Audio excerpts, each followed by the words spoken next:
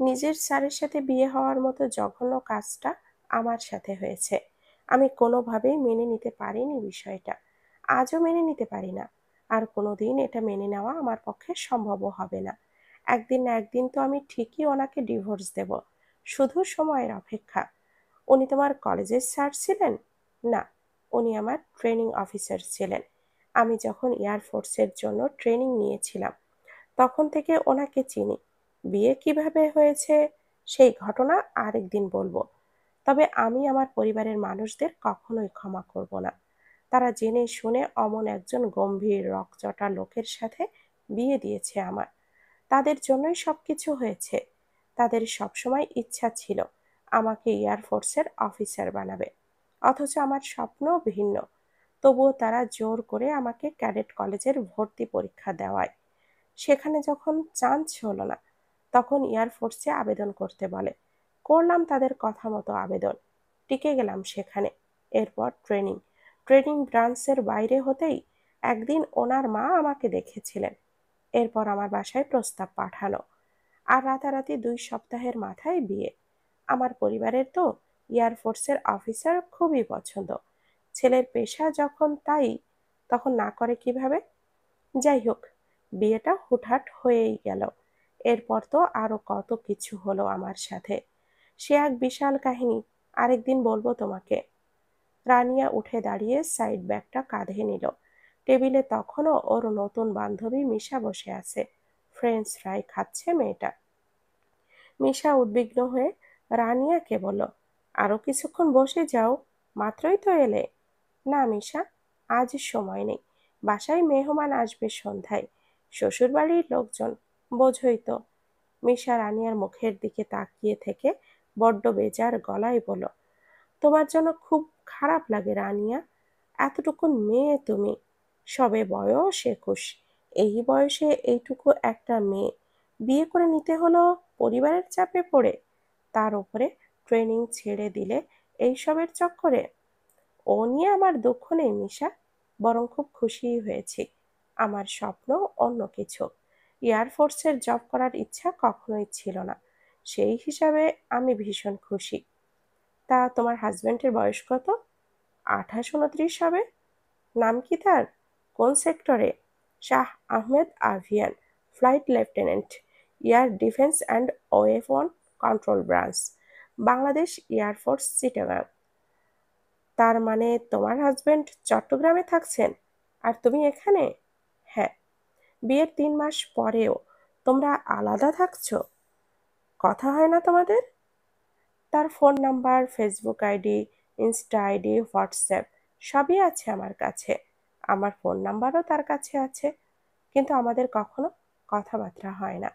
আমরা আর 5টা স্বাভাবিক স্বামী স্ত্রীর মতো হতে পারিনি। কথাটা বলতে বলতে রানিয়ার চোখের কোণে জল আসলো। সে ওটা লুকিয়ে মুচকি হেসে মিশাকে বিদায় জানিয়ে ক্যাফে থেকে বেরিয়ে পড়ল। একটা রিকশা নিল ক্যাফের সামনে থেকে। আজ ঢাকা শহরে অন্য দিনের তুলনায় বড্ড বেশি যানজট। এই যানজট কাটিয়ে ওর আবার 4:30টার মধ্যে বাসায় ফিরতে হবে। শ্বশুরবাড়ি ওর ঢাকাতেই, তবে এলাকা ভিন্ন। কয়েক কিলোমিটারের তফাৎ।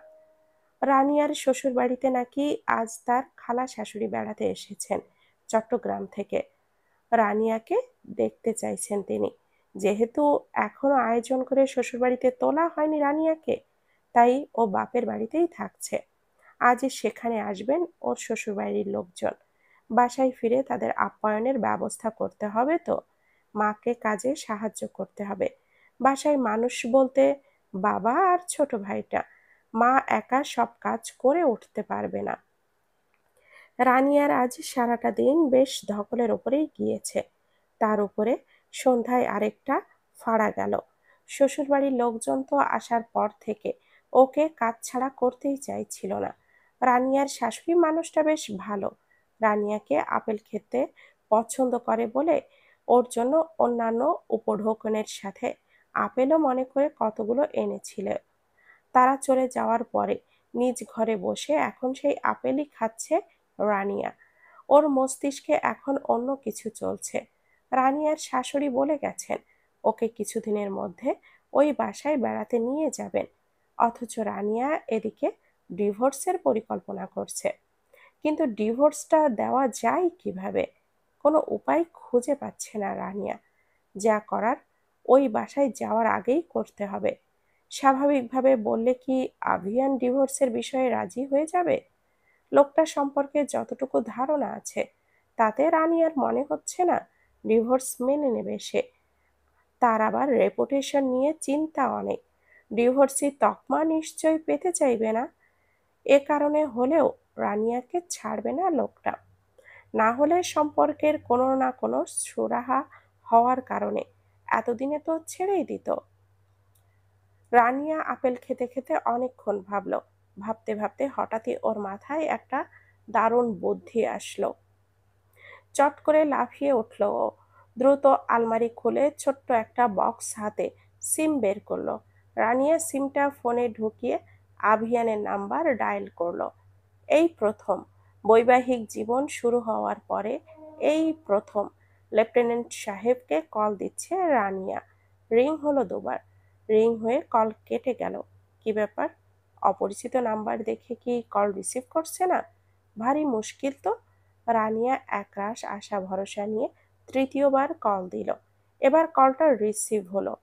ও অপ্রস্তুত হয়ে ফোনটা কানে ধরতেই ওপাশ থেকে একটি গম্ভীর কণ্ঠস্বর হ্যালো বলে উঠল।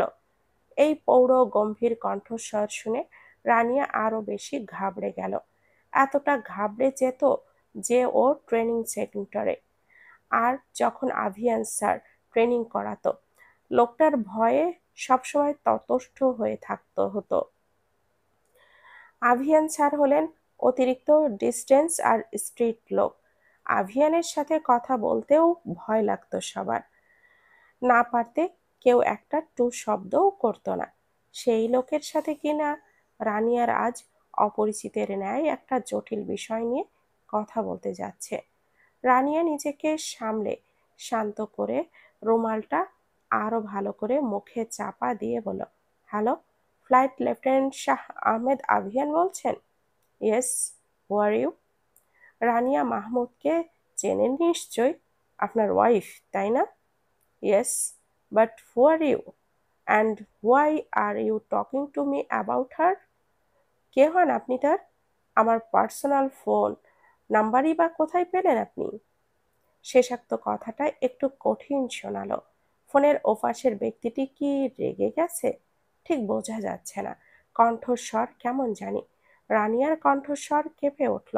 নিজেকে সামলে নিয়ে স্থির হয়ে ও গলার স্বর আবারও ভিন্ন রকম করে জবাব দিল, আপনি আমাকে চিনবেন না মিস্টার, তবে ধরে নিন আমি আপনার একজন শুভাকাঙ্ক্ষী।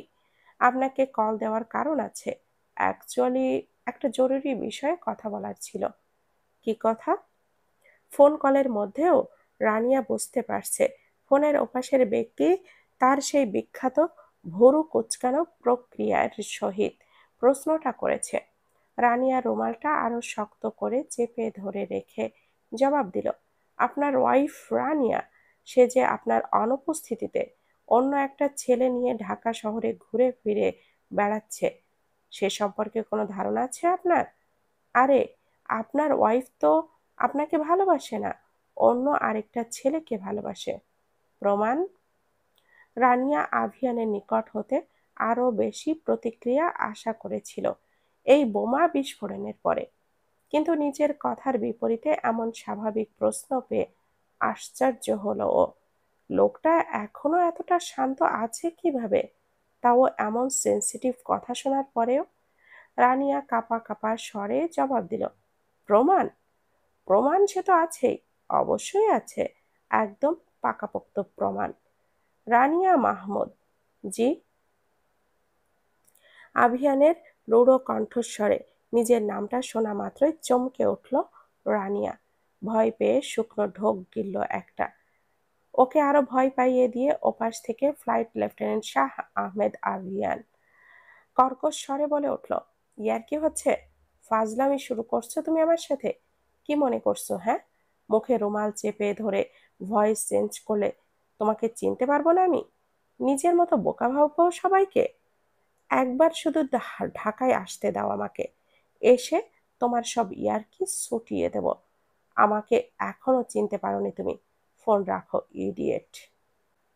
সন্ধ্যায় আভিয়ানের হুমকি স্বরূপ বলা অমন কথাবার্তায় মারাত্মক ভয় পেয়েছে রানিয়া।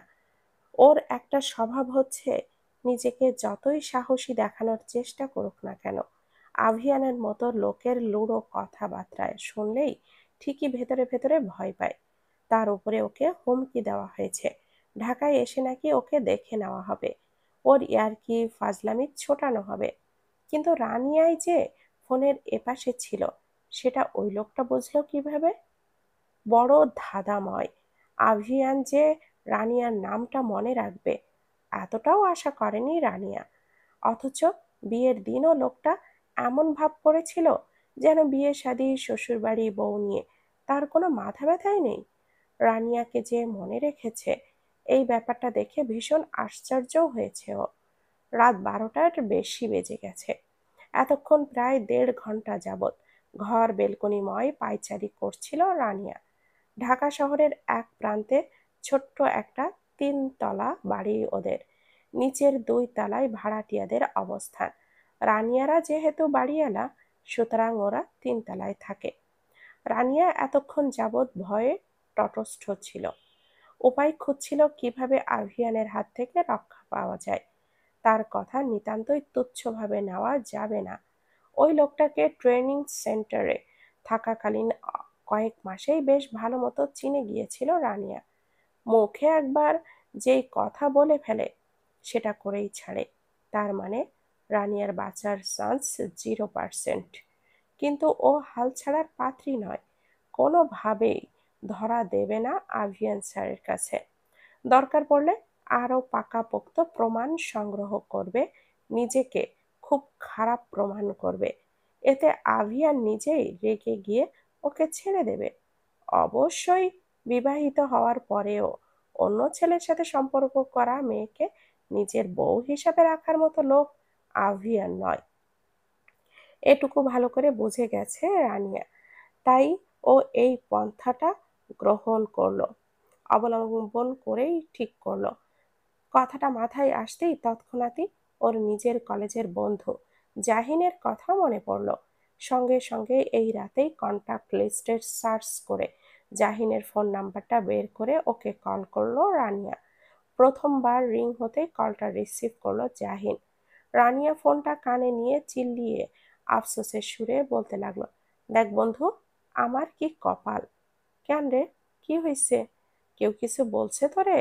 একবার জাস্ট নামটা বল, কেটে রেখে আসবো। না রে বন্ধু, কেউ কিছুই বলেনি আমাকে। কিন্তু আমার কি আর দুঃখের শেষ আছে? তুই আমার দোস্ত হয়েও একবার মাত্র কল দেওয়াতেই সঙ্গে সঙ্গে রিসিভ করলি। আর এইদিকে আমার স্বামীকে বারবার কল দিলেও তার কল রিসিভ করার সময় হয় না। আমার জীবনটা তামা তামা হয়ে গেল রে দোস্ত। ডিভোর্স দিয়ে দে দোস্ত, জাস্ট ডিভোর্স। এর ওপরে আর কোনো কথা নেই। ডিভোর্স তো দেবই রে দোস্ত। এজন্যই তো এত রাতে তোকে কল দিয়ে ডিস্টার্ব করলাম। আরে ডিস্টার্ব কিসের? তুই তো আমার প্রাণের বন্ধু, তোর জন্য একটু সময় হবে না আমার? সমস্যা নেই কোনো, তুই কন্টিনিউ কর। ঠিক আছে, এখন মেইন টপিকে আসি তাহলে। আসলে আমি ওনাকে ডিভোর্স দিতে চাচ্ছি, কিন্তু এর জন্য শক্ত কোনো রিজন নেই আমার কাছে। হ্যাঁ, একটা কারণ আছে, সেটা হলো উনি রাগী আর অনেক স্ট্রিক্ট। আর কিন্তু এটা কোনো পাকাপোক্ত কারণ হিসাবে দাঁড় করাতে পারবো না। উনি এই কারণের জন্য আমাকে ডিভোর্স দেবে বললেও মনে হয় না। তাই আমাকেই একটা সেন্সিটিভ কারণ দাঁড় করাতে হবে। কি কারণ? ফোনের ওপাশ থেকে জাহিনের কৌতূহলী কণ্ঠস্বর শোনা গেল। রানিয়া একটু রয়ে শুয়ে ফিসফিস করে বলতে লাগলো, ওনার সামনে আমার নিজেকে খারাপ প্রমাণ করতে হবে। কিন্তু আমার তো একমাত্র তুই ছাড়া আর কোনো ছেলে বন্ধু নেই। আর না তো আছে কোনো এক্স আর নেক্সট। এই জন্যই তোরই আমাকে হেল্প করতে হবে। কি হেল্প দোস্ত? তুই জাস্ট একবার বলে দেখ, তোর জন্য জানও দিয়ে দিতে পারবো। আরে শালা, জান দেওয়া লাগবে না। তুই জাস্ট কয়েকটা দিনের জন্য আমার প্রেমিক হওয়ার অ্যাক্টিংটা করবি, এতেই চলবে। কিন্তু দোস্ত, জাহিনের আমতা আমতা কথা শুনে রানিয়া ভুরু কুঁচকে প্রশ্ন করলো, কিন্তু কি? আমার গার্লফ্রেন্ড, ও যদি জানতে পারে? আব্বে শালা, ও জানলে কি হবে? তুই তো আমার ফেক বয়ফ্রেন্ড সাজছিস, তাই না? ও জানলে কোনো সমস্যা হবে না। কথা হচ্ছে আভিয়ান স্যার যেন সত্যিটা জানতে না পারে। কিন্তু দোস্ত, আমার তো আভিয়ান স্যারের কথা শুনলেই ভয় লাগে। উনি নাকি স্ট্রিক্ট মানুষ। যদি রেগে গিয়ে আমার হাত পা ভেঙে দেয়, তারপর তো আমার আর বিয়ে হবে না, গার্লফ্রেন্ড ছেড়ে চলে যাবে। তুই না একটু বেশি আগিয়ে বলি। আমার জন্য জান দিতে পারবি। তাহলে এখন ভয় পাচ্ছিস কেন রে গাধা? শোন, আমি এত কথা শুনছি না তোর। আগামীকাল তুই রমনা পার্কে আয়, দেখা করি, ফটো তুলি, তারপর স্টোরি দেই। স্টোরি? স্টোরি কেন? তোর জাহুরা দুলাভাইকে দেখাবো তাই। ওপাশ থেকে জাহিনের আর্তনাদ শোনা গেল। তবে রানিয়া সেই সব কানে নিল না। চট করে কলটা কেটে দিল। জোরে শ্বাস টানল। জাহিনের আশা নিয়ে কোনো সন্দেহ নেই, গাধাটা আসবেই। রানিয়াকে প্রাণের বন্ধু মানেও, এই জন্য ওকে নিয়ে চরম আত্মবিশ্বাস আছে রানিয়ার। আগামীকালের জন্য একটা চতুর পরিকল্পনা করে বিছানায় শুতে গেল ও। আজ রবিবার, দিনটা ভীষণ সুন্দর ছিল আজ। রানিয়ার জন্য আজ একটু বেশিই সুন্দর। এত সুন্দর রবিবার রানিয়ার জীবনে এসেছে এটা মনে পড়ে না ওর। বিকালটা বন্ধু বান্ধবীদের সাথে কেটে গেছে। কলেজ জীবন শেষ করেছে 1 বছর হলো। এর মধ্যেই আরেকটা বছর গ্যাপ হয়ে গিয়েছে রানিয়ার।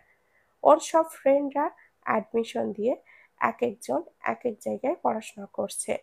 ট্রেনিং এর চক্করে রানিয়ার গ্যাপ হয়ে গেছে 1 বছর। আজ দীর্ঘ মাসখানেক পরে পুরানো বন্ধুদের সাথে দেখা হয়েছিল ওর। রমনা পার্কে জাহিনের সাথে আর দুজন ফ্রেন্ড, নীতি আর মিশাও এসেছিল। ওরা আজ অনেক জায়গায় ঘুরেছে। ঢাকা বিশ্ববিদ্যালয়ের টিএসসি দেওয়ালের চত্বরে গিয়েছে, একসাথে চা খেয়েছে, গল্প করেছে, অনেক অনেক ছবি তুলেছে। তবে রানিয়া মনে করে দুটো ছবি আলাদা করে জাহিনের সাথে তুলেছিল। সন্ধ্যায় বাসায় আসার পরপরই কিছুক্ষণ বিশ্রাম নিয়ে সেই সব ছবি ফেসবুকের স্টোরি দিয়েছে। রানিয়ার আইডিতে ফ্রেন্ডের সংখ্যা মাত্র 250। সেই 250 জনের মধ্যে 250 জনকে হাইড করে শুধুমাত্র শাহ আহমেদ আভিয়ার নামক আইডিটাকে রেখে স্টোরি আপলোড করেছে। তবে হতাশার ব্যাপার হলো, গোটা ঘন্টা তিনেক পেরিয়ে গেলেও লোকটা স্টোরি সিন করেনি। অবশ্য সবসময় যে রানিয়ার স্টোরি সিন করে তাও ঠিক নয়, মাঝে মধ্যে সিন করে। রানিয়া প্রায় প্রতিদিনই 2-1টা করে স্টোরি দেয়। হিসাব করলে আভিয়ান বোধহয় মাসে ওর 4-5টা স্টোরি সিন করে। তাও বোধহয় ভুল করে সিন করে ফেলে। তবে স্টোরিতে কোনো রিয়াক্ট অবধি দেয় না। আজও সে সিন করবে, তবে কি গ্যারান্টি? তবুও রানিয়া 24 ঘন্টার মধ্যেই স্টোরিটার স্থায়িত্ব রাখবে। যদি লোকটা আসলেই সিন করে তখন, সেই আশায়ও বসে আছে। রানিয়া আভিয়ানের আইডিটা ঘুরে এসেছে। লোকটার অ্যাক্টিভ স্ট্যাটাস সব সময় অফ করা থাকে। এখন অনলাইনে আছে কিনা সেটাও ঠিক বোঝা যাচ্ছে না। এ কারণে খুবই হতাশ হলো। ঘড়ির কাঁটা রাত 1:30টার ওপরে। রানিয়া আজ রাতে দেরি করে খাবার খেয়েছে 12:30টায়। নিজে রান্নাঘরে গিয়ে খাবার বেড়ে খেয়ে নিয়ে একটু ব্যালকনিতে হাঁটা চলা করছে। এতক্ষণ ফোনটা হাতে নেওয়া হয়নি ওর। এখন ঘরে এসে বিছানায় ঠিকঠাক করে শুয়ে পড়ল রানিয়া। ওর অভ্যাস হলো ঘুমানোর আগে মিনিট 15-20 ফোন স্ক্রল করা। সেই মোতাবেক ফোনটা স্ক্রল হতে হাতে চালু করতেই চমকে উঠল ও। 13টা মিসড কল, তাও আবার আভিয়ানের নাম্বার থেকে। লোকটার ফোন নাম্বার। বাজে লোক, লিখে সেভ করে রেখেছিল ও। সেই বাজে লোক ওকে এই প্রথমবার কল দিয়েছে, তাও আবার এতবার। কি কারণে? রানিয়ার হঠাৎ মনে পড়তেই ওয়াইফাইটা অন করে দ্রুত ফেসবুকে ঢুকলো। এরপরই সোজা নিজের স্টোরি ভিউয়ে। দুটো স্টোরি দিয়েছিল ও, দুটোই আভিয়ান সিন করেছে। বরাবরের মতোই কোনো রিয়াক্ট নেই, কিন্তু স্টোরির রিপ্লাই করেছে লোকটা। রিপ্লাইতে কি লিখেছে তা ঠিক বোঝা যাচ্ছে না। রানিয়ার মেসেঞ্জারে আভিয়ানের কনভারসেশন প্রবেশ করতেই দেখলো আভিয়ানের মেসেজ লিখেছে, বেয়াদব, সামনে পেলে থাপ্পড় মেরে মুখের মানচিত্র চেঞ্জ করে দেব। মেজাজটা পড়া মাত্রই রানিয়ার হাত অটোমেটিকই মুখে চলে গেল। তখন খেয়াল করলো আভিয়ানের আজ ফেসবুকের অ্যাক্টিভিটি স্ট্যাটাসটা অন করা। রানিয়া ভয় পেয়ে দ্রুত নিজের মেসেঞ্জারে অ্যাক্টিভ স্ট্যাটাসটা অফ করতে যাবে, তখনই আভিয়ানের মেসেজ আসলো আবারও, যেখানে ও লিখেছে, অ্যাক্টিভিটি স্ট্যাটাসটা অফ করে ফাজলামি করার কথা ভুলেও ভেবো না। আরেকবার কল দেব, রিসিভ না করলে বিলিভ মি, ঢাকায় এসে মাটিতে দাফন করে দিয়ে যাব তোমাকে। রানিয়া মেসেজটা দেখে বুকে ফু দিয়ে দোয়া দরুদ পড়তে লাগলো। আজও শেষ, কল রিসিভ করলো না, জানি না কি কি বলবে। রানিয়া ভয়ে হিতাহিত জ্ঞান শূন্য হয়ে গেছে, কি করবে ঠিক বুঝে উঠতে পারছে না। তখনই আভিয়ানের কল আসলো। রানিয়ার সেই মেসেজটার কথা মনে পড়তেই তড়িঘড়ি করে কলটা রিসিভ করে ভয়ে ভয়ে কানে ধরলো। মিনিট খানিকের ফোনের ওপাশ থেকে কোনো সাড়া শব্দ না আসায় ও কাঁপা কাঁপা স্বরে বলল, হ্যালো ইডিয়েট। রানিয়া হ্যালো বলা মাত্রই ফোনের ওপাশ থেকে ধমকের শব্দটা শোনা গেল। কিঞ্চিত কেঁপে উঠল ও, তবে মুহূর্তেই নিজেকে সামলে নিয়ে সামান্য হাসার চেষ্টা করে বলল, ইডিয়েট? কে ইডিয়েট? বোঝো না? বোকা সাজো তুমি? কই না তো। স্টোরির ওই ছেলেটাকে কেন দেখতে পান না চোখে? এক পাশে তো ক্যাপশন লিখেই দিয়েছে, উইথ মাই বেলাভড। আপনি ইংরেজি বোঝেন না বুঝি? আহারে, ঠিক আছে, সমস্যা নেই, আমিই বলে দিচ্ছি। এই কথার অর্থ হচ্ছে আমার ভালোবাসার মানুষের সাথে। এবার বুঝেছেন? তুমি আসলে থাপ্পড় খাওয়ারই যোগ্য, বেয়াদব। এইসব বলতে মুখে বাধে না তোমার? না, একটু বাঁধবে না। বাঁধবে কেন? কত সহজ একটা কথা। আমি কি বাক প্রতিবন্ধী নাকি যে আমার কথা বলতে মুখে বাঁধবে? আভিয়ান তখন ভীষণ ক্লান্ত। আজ ক্যান্টনমেন্টে ফিরেছে রাত 12:30টার পরে। এসে সামান্য বিশ্রাম অবধিও নিতে পারেনি। তার মধ্যে এই কাহিনী। মস্তিষ্ক যেন জ্বলন্ত আগুন, দপদপ করছে রাগে। মাথা ব্যথায় মাথা ছিঁড়ে চৌচির হয়ে যাবে বলে মনে হচ্ছে। আভিয়ান রানিয়ার কথাগুলো শুনছে। রাগ নিয়ন্ত্রণে রাখাটা জরুরি এই মুহূর্তে, না হলে ওর মুখ থেকে এখন এমন কথা বের হবে যে ওই মেয়ে তা সহ্য করতে পারবে না। আভিয়ান দ্রুত হাতড়ে বেডসাইড ড্রয়ার থেকে মার্লবোরের প্যাকেটটা বের করলো। সেখান থেকে একটা সিগারেট মুখে নিয়ে তার মাথায় লাইটার দ্বারা দক্ষতার সাথে আগুন জ্বালিয়ে নিল। আভিয়ানের এক হাতে ফোন, সেটা কানের কাছে ধরা, আরেক হাতে সিগারেট, যেটা বারবার মুখের কাছে নিয়ে তাতে টান দিয়ে ধোঁয়া ছড়াচ্ছে। পরনে ওর একটা খাকি জলপাই রঙের প্যান্ট আর জলপাই রঙের স্যান্ডো গেঞ্জি। জিম করা হাতের বাহু ঘেমে গেছে, কপালের কোণ বেয়ে চুল, হাতে ঘাম গড়িয়ে পড়ছে মুখে। আজ সেটা মোছার প্রয়োজন বোধ করছে না আভিয়ান।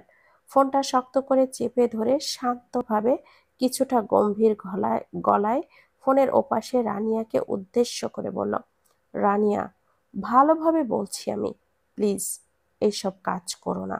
আমার রেপুটেশন নষ্ট করার চেষ্টা করো না। তোমাকে এই first and last time warn করছি আমি। কিসের ওয়ার্নিং? আপনার ওয়ার্নিংয়ের ধার ধারি না আমি। আর আপনি কি মনে করেন আপনাকে ভয় পাই? আপনার কথা মতো চলবো আমি? What a joke! কথাটা বলে রানিয়া খিলখিল করে হাসতে লাগলো। তাচ্ছিল্যের হাসি ওর। মেয়েটার কথাবার্তা শুনে এপাশে আভিয়ানের রাগে মাথায় দপদপ করে আগুন জ্বলছে। ও হাতটা মুঠো করে দাঁতে দাঁত পিষে রানিয়াকে উদ্দেশ্য করে বলল, দূরে আছি বলে যা খুশি তাই করছো, তাই না? ইচ্ছা স্বাধীন মতো চলাফেরা করছো, ছেলেপেলেদের সাথে মেলামেশা করছো, কোনো কিছুই পরোয়া করছো না। একবার শুধু আসতে দাও, তোমার ছাল তুলে নেব, হাত পা বেঁধে বসিয়ে রাখবো। আরে আসেন আসেন, আপনাকে ভয় পাই নাকি? এসে দেখিয়ে যান আপনার ওই জল্লাদের মতো চেহারাটা।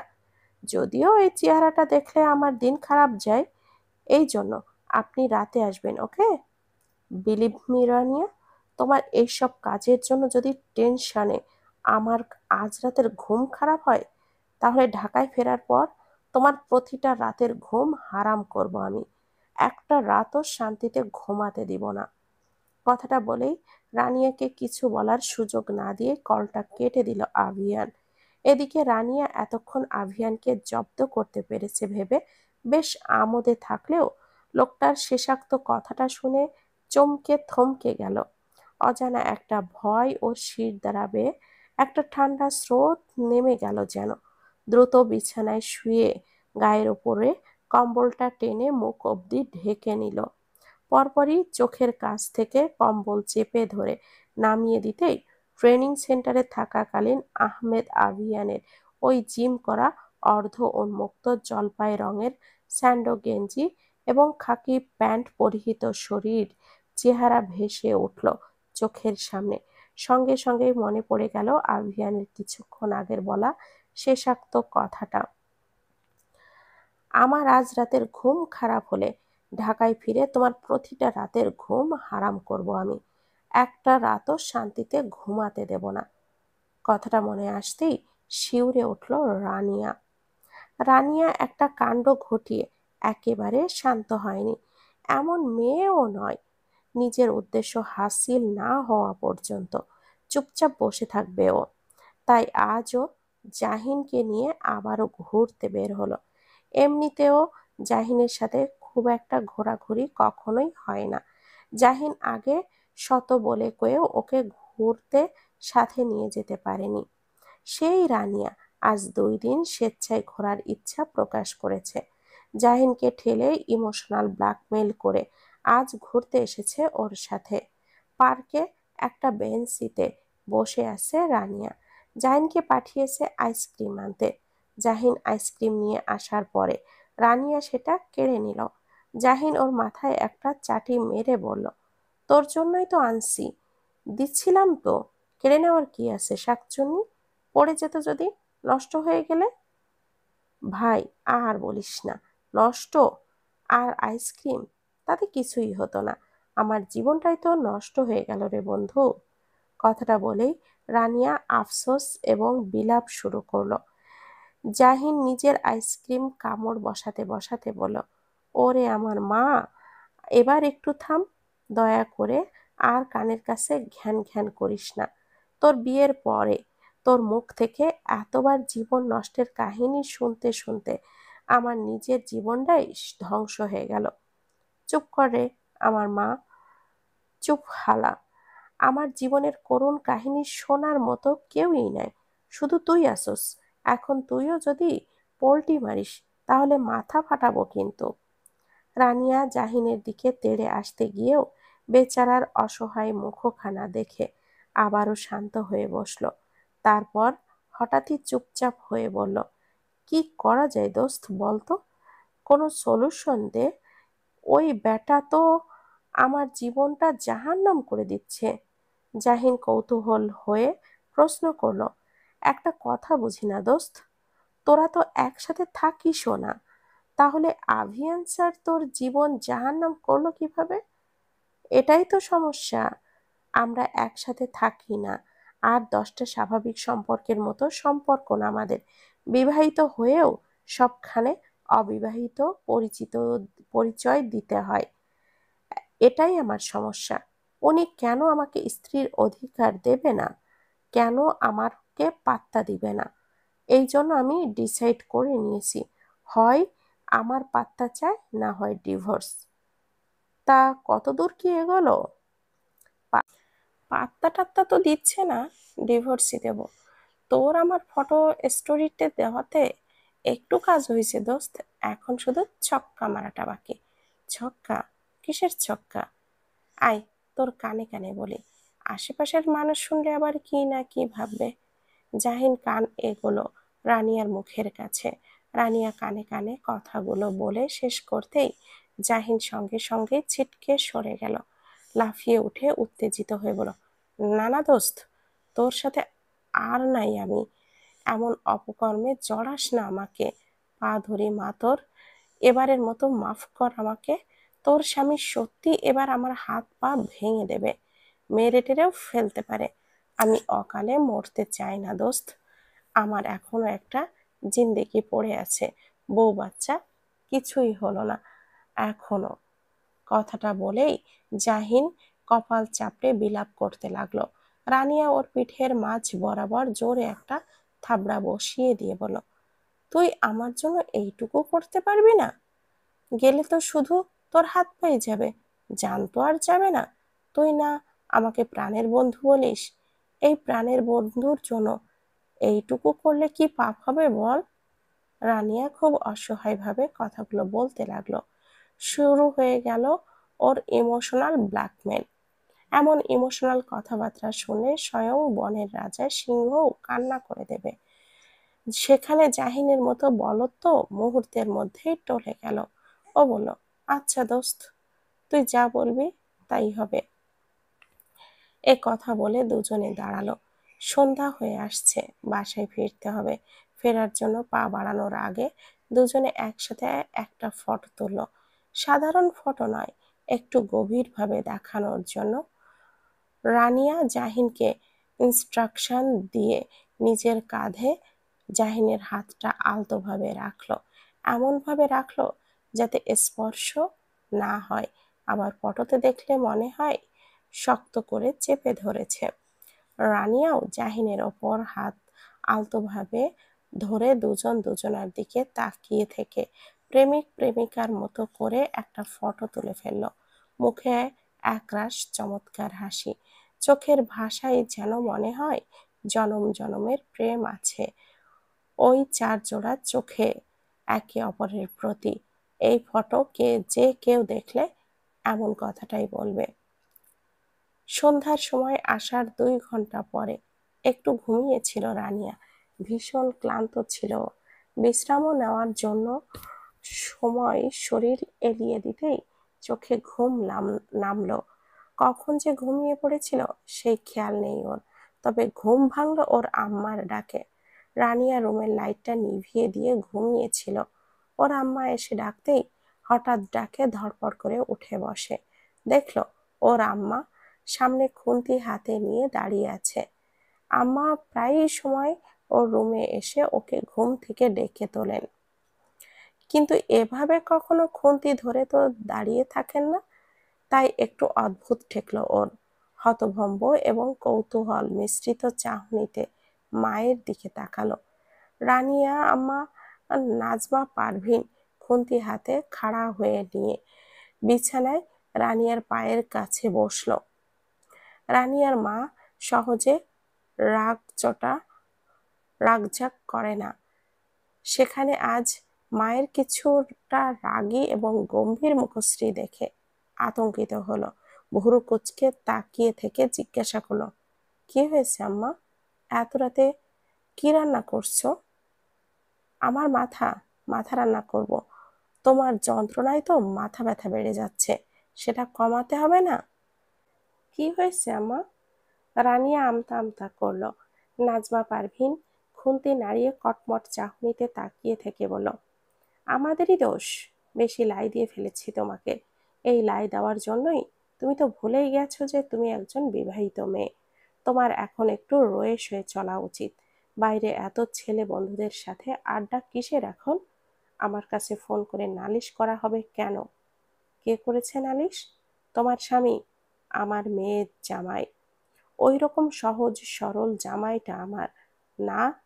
তা না পেরে আমাকে কল করে নালিশ করতে হলো তোমার ব্যাপারে। বোঝো তুমি কতটা সীমা পেরিয়ে গেছো? রানিয়ার স্বয়ংক্রিয়ভাবে ভুরু কুঁচকে গেল। আভিয়ান ওর ব্যাপারে ওর মায়ের কাছে অভিযোগ জানিয়েছে? কত বড় বজ্জাত লোক! রানিয়া মুখে কিছুই বলল না।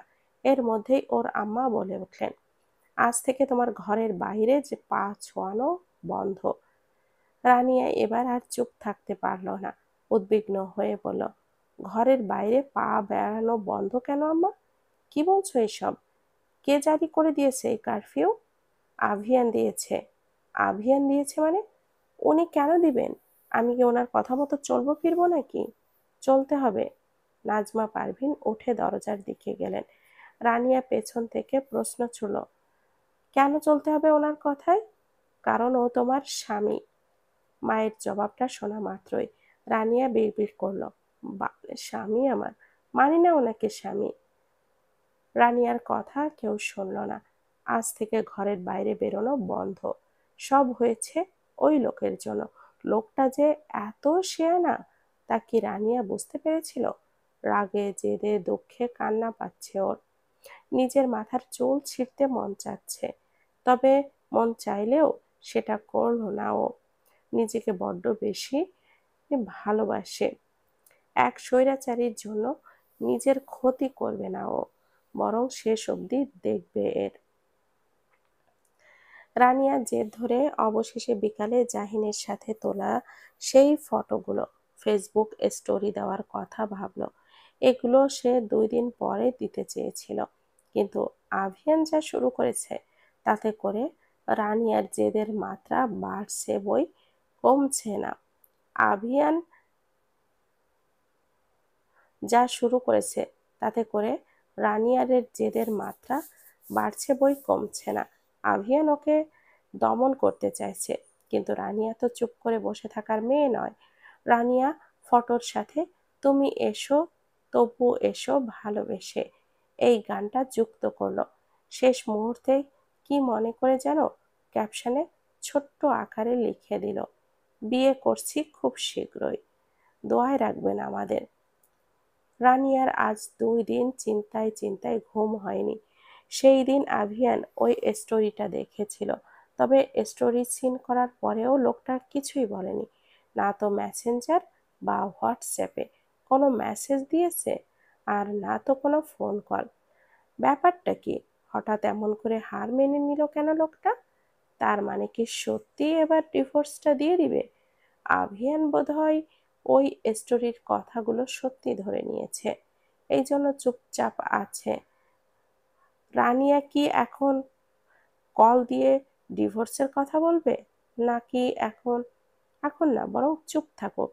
আভিয়ান নিজেই 2-1 দিনের মধ্যে ওকে কল টেক্সট দিয়ে ডিভোর্সের কথা বলবে, এইটুকু শতভাগ নিশ্চিত। তাই দুশ্চিন্তার কোনো কারণ নেই। ডিভোর্সটা এবার তার হয়েই যাবে। এই খুশিতে ফ্রিজ থেকে পরপর 2টো আইসক্রিম এবং এই মাঝরাতে বের করে খেয়ে নিল রানিয়া। এরপর খুশি মনে শটান হয়ে বিছানায় শুয়ে পড়ল। কিছুক্ষণ শুতেই চোখে ঘুম লেগে গেল ওর। 2 দিনের মতো ও আগামীকালের দিনটা নিশ্চয় অনেক ভালো কাটবে ওর, এই আকাঙ্ক্ষা নিয়ে ঘুমিয়ে পড়ল ও। শীতকালের খুব সকালে রানিয়ার ঘুম ভাঙতে চায় না।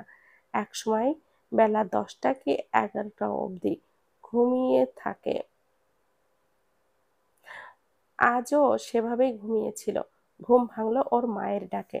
সাধারণত রানিয়া অসময়ে ঘুমালে তখন ওর আম্মা ওকে ডেকে তোলেন ঘুম থেকে, কিন্তু শীতের সকালে কখনো এভাবে ডাকেন না। তাই ঘুম জড়ানো চোখে মায়ের ডাকটা শুনে ভুরু কুঁচকে ফেলল না রানিয়া। দেখার জন্য সামনে তাকানোর চেষ্টা করলো, তবে চোখ মেলতেই পারছে না ও। ঘুম ঘুম চোখে ভুরু কুঁচকে বিরক্তির স্বরে বলল, কি হয়েছে আম্মা? সাত সকালে ডাকো কেন? মেহমান এসেছে, জলদি উঠে পড়ো মা। রানিয়া ঠিকমতো শুনতে পেল না। ও শুনছে, মানুষ এসেছে। তাই হাই তুলতে তুলতে চোখ খোলার চেষ্টা করে বলল, মানুষ? কোন মানুষ এসেছে? প্লিজ আম্মা, এখন আবার বলো না ওই স্বৈরাচারী লোকটা এসেছে। সকাল সকাল ঘুম থেকে উঠে ওনার মুখটা দেখলেই আমার দিনটা খারাপ যাবে। রানিয়া কথাটা বলে উঠে বসার চেষ্টা করলো, তবে ঘুম ওকে এতটাই কাবু করে রেখেছে যে শোয়া থেকে উঠে বসতেও আলসেমি লাগলো ওর। রানিয়া মাহমুদা। রানিয়া বিছানার অপর পাশে উল্টে পাল্টে ঘুমানোর জন্য গড়াগড়ি খাচ্ছিল।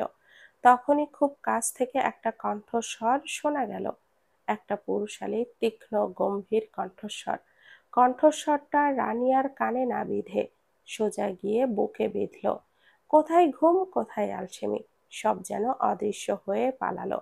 রানিয়া স্তব্ধ, হতভম্ব এবং একই সাথে আতঙ্কিতও হলো। খুব পরিচিত কণ্ঠস্বর।